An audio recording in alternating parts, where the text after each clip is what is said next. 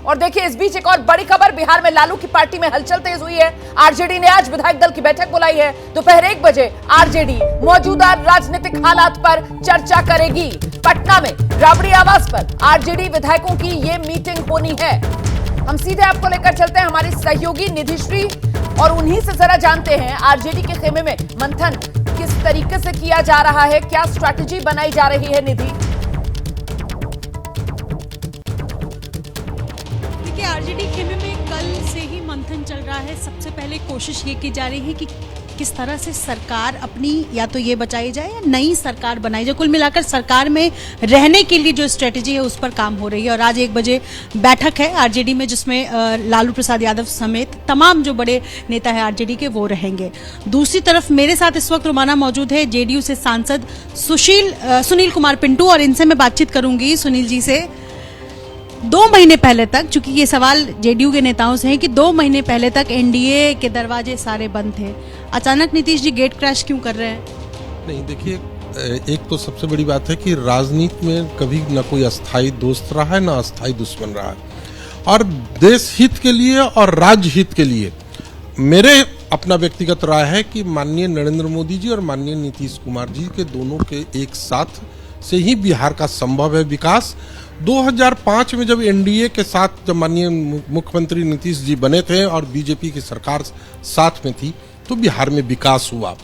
और आज अगर पूरे हिंदुस्तान का नाम दुनिया में अगर डंका बज रहा है तो माननीय नरेंद्र मोदी जी के नेतृत्व में ही पूरे भारत का नाम पूरी दुनिया में। आपके बयान से तो जो कंफ्यूजन आरजेडी को है वो तो आपने क्लियर कर दिया कि नरेंद्र मोदी और नीतीश कुमार दोनों के नेतृत्व में ही विकास होगा। जी, मैं ही नहीं कह रहा हूँ, ये बिहार की जनता कह रही है।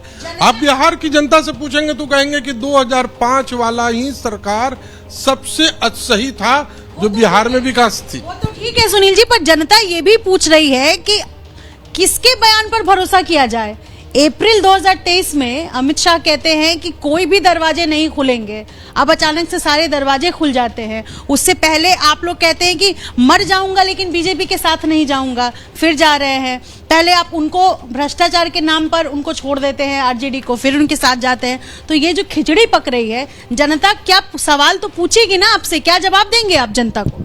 जनता के ही हित पर और जनता के ही कहने पर ये फिर से दोनों अगर सरकार का गठबंधन बन रही है तो ये जनता के हित में और जनता के ही कहने पर बन रही है। एक सवाल ये भी है कि कोई इंटरनल सर्वे भी हुआ है क्या जिस आधार पर आप लोगों ने ये निर्णय लिया है? नहीं, ऐसी कोई हमारी जानकारी में नहीं है। निधि, सुनील कुमार पिंटू जी के साथ आप मौजूद हैं, जरा उनसे ये तो पूछ लीजिए कि साथ में आने के जेडीयू और बीजेपी के इनको ऐसा तो नहीं लग रहा है कि इनकी सीतामढ़ी वाली सीट जो है वो पक्की हो जाएगी? वहां से तो अभी पिछले महीने नीतीश कुमार ने कैंडिडेट के नाम का ऐलान कर दिया था, तो इनका टिकट उसको लेकर इतनी कोशिशों में है क्या ये कि बीजेपी और जेडीयू साथ आ जाए?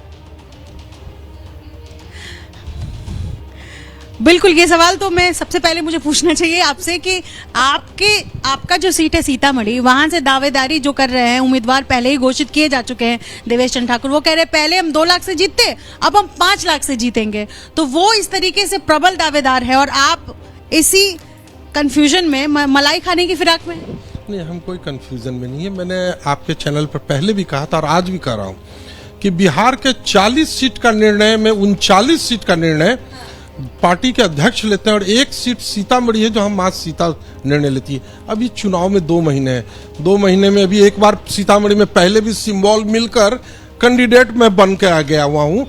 तो अभी कोई कुछ भी दावा कर दे, परंतु जब नॉमिनेशन का आखिरी दिन बीत जाएगा उस दिन 40 में से 39 पर पार्टी अध्यक्ष फैसला लेंगे, लेकिन ये खुद जहां से सांसद हैं, जहां से नीतीश कुमार ने इनकी उम्मीदवारी का पत्ता काटा था, वहां पर कह रहे हैं वहां पर मां सीता फैसला लेंगी। बहुत सही है, ये राजनीतिक मिजाज है जो दर्शक देख रहे हैं।